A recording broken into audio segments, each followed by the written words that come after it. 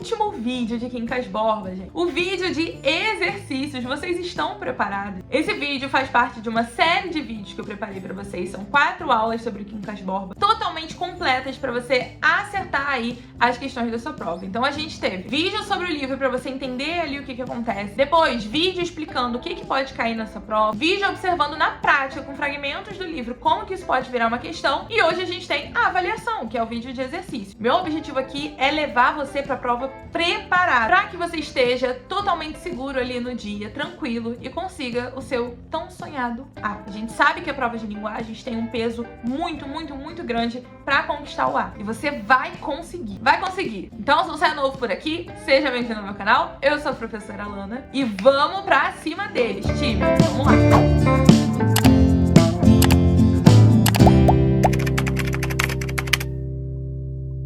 Bom, amores, então vamos fazer os exercícios. Vocês vão ter aqui 5 questões pra resolver sobre o Quincas Borba. Eu vou sair da tela agora pra você ver a questão, resolver, e eu vou corrigir junto com você, tá bom? Vamos então para a primeira questão. Vamos ler o texto para a primeira questão. Este Quincas Borba, se acaso me fizeste o favor de ler as Memórias Póstumas de Brás Cubas, é aquele que, mesmo náufrago da existência, que ali aparece mendigo, herdeiro inofensivo, inventor de uma filosofia, aqui o tens agora em Barbacena. Logo que chegou, enamorou-se de uma viúva, senhora de condição mediana e parcos de meio de vida, mas tão acanhada que os suspiros do namorado ficavam sem eco. Chamava-se Maria da Piedade. Um irmão dela, que é o presente Rubião, Piedade resistiu, um pleuris a levou. Foi esse trechozinho de romance que ligou os dois homens. Saberia Rubião que o nosso Quincas Borba trazia aquele grãozinho de sandice que um médico supôs a Charlie? Seguramente não. Tinha-o por homem esquisito.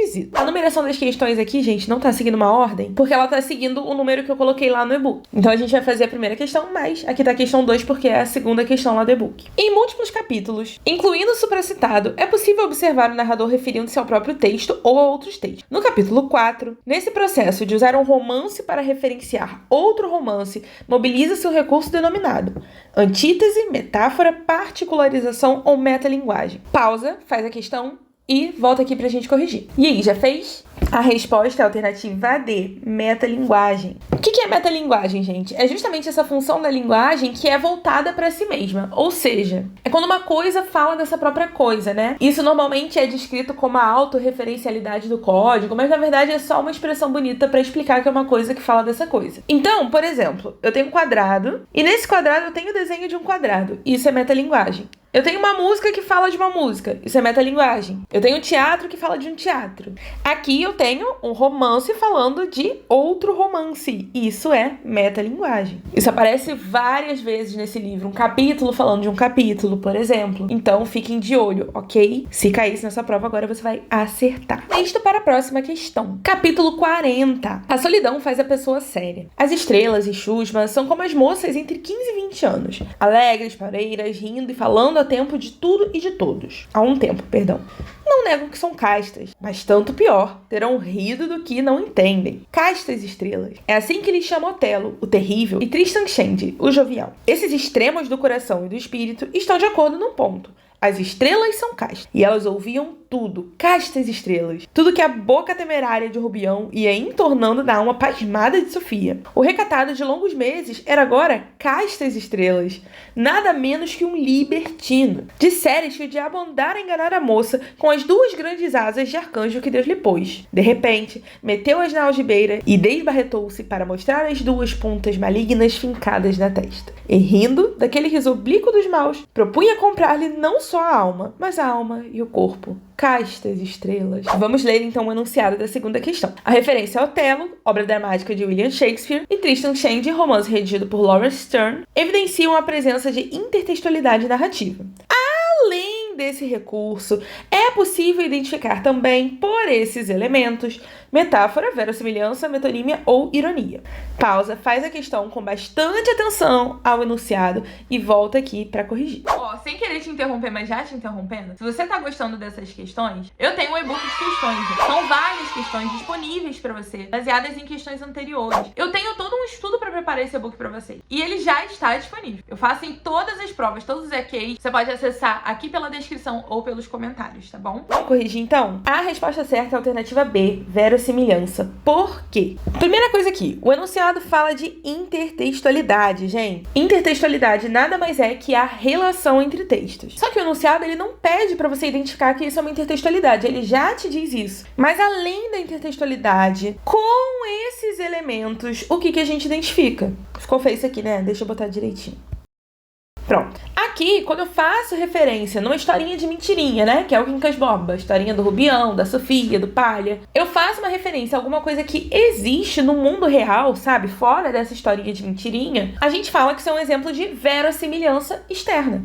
Verossimilhança é a semelhança com a realidade. Vou escrever pra vocês, hein? Essa semelhança, ela pode ser interna, quando ela é uma semelhança de coerência. Então, num universo de bruxas, por exemplo, é normal que as personagens peguem uma vassoura e saiam voando. No caso, o universo de bruxas ficcional, né, gente? Isso é coerente. Então, apesar de não ter uma verossimilhança externa, porque ninguém pega uma vassoura e sai voando, mas tem uma verossimilhança interna. Dentro daquele universo, isso é coerente. Agora, aqui a gente tá falando da verossimilhança externa. Outros momentos que esse livro tem verossimilhança externa. Quando a gente vê, por exemplo, os lugares do Rio de Janeiro. Então, é uma historinha de mentirinha, mas que menciona lugares que existem na vida real. E é justamente esse o efeito que é proporcionado pela verossimilhança.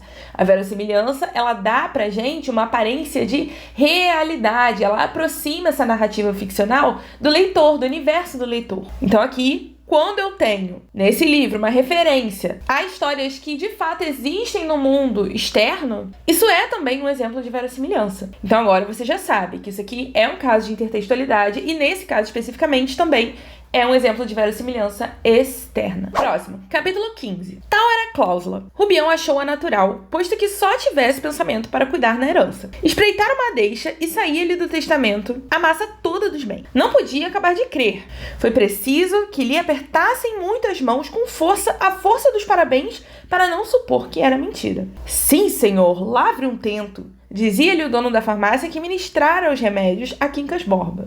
Herdeiro já era muito, mas universal? Essa palavra inchava as bochechas à herança. Herdeiro de tudo, nem uma colherinha menos. E quanto seria tudo? Ia ele pensando. Casas, apólices, ações, escravos, roupa, louça, alguns quadros. Que ele teria na corte, porque era um homem de muito bom gosto. Tratava de coisas de arte com grande saber. E livros? Devia ter muitos livros, citava muitos deles. Mas em quanto andaria tudo? 100 contos? Talvez 200? Era possível. 300 mesmo não havia que admirar. 300 contos, 300. E o Rubião tinha ímpetos de dançar na rua. Depois aquietava-se. 200 que fossem, ou 100. Era um sonho que Deus, Nosso Senhor, lhe dava. Mas um sonho cumprido para não acabar mais. Olha que interessante aqui, gente, a gradação. A questão nem era sobre isso, mas só queria comentar mesmo, ó. 300, aí depois 200, aí depois 100. A gente tem uma gradação, só que ela é uma gradação decrescente. Ela vai do grandão pro menorzinho, mas é uma gradação. Uma outra coisa que eu queria comentar com vocês, mas que não tem a ver também com a questão, é só pra ajudar mesmo. Vocês repararam, gente, que o Rubião, ele herdou os escravos do Quincas Borba? Pois é, gente, na verdade, apesar da gente não ter um personagem explícito ali, a gente tem várias referências nessa obra aos escravos, ao racismo estrutural, a essa estruturação mesmo do racismo. Então a gente vê, por exemplo, que o Rubião, ele vai falar que ele preferia os criados negros de Minas. O Rafael Valim, eu não sei se foi ele que cunhou esse termo, mas foi com ele que eu ouvi esse termo pela primeira vez. Ele é um pesquisador de Machado de Assis e ele vai dizer que, na verdade, a escravidão no Quincas Borba, ela é uma presença ausente. Porque apesar da gente não ter um personagem que personifique ali toda a luta dos indivíduos escravizados, a gente tem várias referências à escravidão e a como que ela era estruturada na sociedade. A gente precisa lembrar que Machado de Assis, ele era extremamente defensor dos ideais abolicionistas. Ele, inclusive, foi um dos indivíduos que criticou muito essa questão da gente ter a abolição da escravatura sem políticas de reparação histórica. Então, apesar da gente não ter um personagem com protagonismo que vivencia essas batalhas da escravidão, nós temos, como Rafael Valim fala, essa presença ausente. A referência a esse tema em diversos momentos da obra. Mas vamos para a questão? Falas e pensamentos de personagens podem ser incorporados pelo narrador em discurso indireto livre, como se observa em Rubião achou-a natural, 300 contos, 300. E o Rubião tinha ímpetos de dançar na rua, depois aquietava-se. pausa, responde e volta pra gente corrigir. A resposta certa é a alternativa B. Vamos voltar lá no texto pra entender por que isso é um exemplo de discurso indireto livre. Essa frase, ela tá aqui, ó. Tem alguns outros exemplos aqui também de discurso indireto livre, tá? E o que é esse discurso indireto livre? Quando a gente tem um texto narrado em terceira pessoa com onisciência narrativa, ou seja, um narrador que vai contar a história de outras pessoas, de outros personagens, que não é ele mesmo, né, vivendo aquela história, mas que sabe o que se passa na cabeça desses personagens, a gente chama isso de narrador onisciente, observador onisciente. E quando a gente tem esse tipo de narração, é muito comum a presença do discurso indireto livre. Isso não é regra, gente, isso é comum da gente ver. E o que é o discurso indireto livre? É o momento em que a gente tem a narrativa e ao mesmo tempo em que essa narrativa está sendo narrada pelo narrador, a gente tem uma mistura entre a voz do narrador e a voz do personagem. Então não tem nenhuma marca linguística que me diga, gente, se isso aqui é um pensamento do Rubião ou se é um fragmento da fala do narrador. O discurso indireto livre, ele é especialmente importante nesse livro, por quê? Porque esse narrador do Machado, ele é um narrador que não é só onisciente, ele é intruso também. A gente tem a presença da intrusão narrativa. Então é um narrador que vai comentar os casos, que vai debochar dos casos, que vai dar a opinião dele, que vai conversar diretamente com você, o leitor. Então em muitos momentos a gente tem a presença do discurso indireto livre. Nesse momento você pode estar pensando, Elana, mas eu tenho quase certeza que isso aqui é um pensamento do Rubião. E você pode achar isso. Só que a questão é justamente essa. Você só pode achar. Por quê? Eu não tenho nenhuma marca linguística que prove. Por exemplo, se tivesse assim, ó, pensou ele, falou ele, questionou, exclamou. Se a gente tivesse qualquer uma dessas palavrinhas, dessas marcas linguísticas, a gente teria uma evidência de que isso é um pensamento do Rubião. Mas a gente não tem. Então, isso é a presença do discurso indireto livre. É quando existe uma mistura entre a voz do narrador e a voz do personagem, de modo que a gente não tenha nenhuma marca linguística que prove que aquilo é um pensamento do narrador ou é um pensamento do personagem. Ou uma fala do narrador, um pensamento do personagem. Enfim, essas vozes, elas se misturam. Rubião lembrou-se de Santa Teresa, daquela famosa noite da conversação com Sofia, e sentiu correr-lhe um frio pelas costas. Mas a voz do major não tinha nenhum sarcasmo.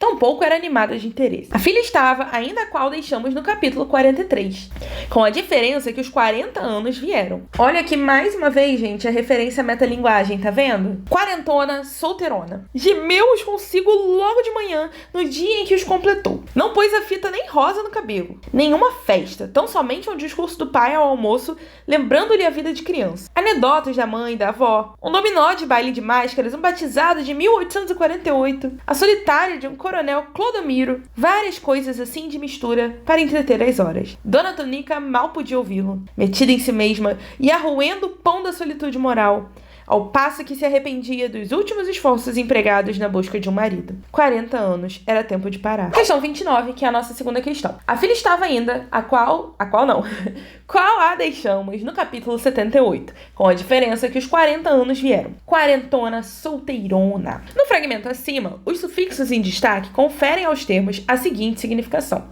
consciência complacente, exagero cômico, quantidade exacerbada ou conotação pejorativa. Pare, pense e volte aqui para responder. Vamos corrigir? A resposta certa é a alternativa D, conotação pejorativa. Gente, quarentona, solteirona são termos aqui, né, que com a adição desse sufixo ona, dão a ideia justamente de algo pejorativo. Então, ter 40 anos e ser solteira não é comum, normal. Na verdade, existe um desdém pela idade e pelo fato dela ser solteira aos 40 anos. Alana, mas não poderia ser quantidade exacerbada? Por exemplo, ela está muito solteira, né? Está solteira há muito tempo. Se a gente forçasse um pouquinho a barra, a gente até poderia pensar isso do solteirona. Mas o quarentona, gente, não. Ela tá ali na casa dos 40 e é isso, ponto. Só que a gente tem esse ona, por quê? Não é só o fato dela ter 40 anos e dela ser solteira. Eles não estão caracterizando só como que ela é, né? Como que ela está.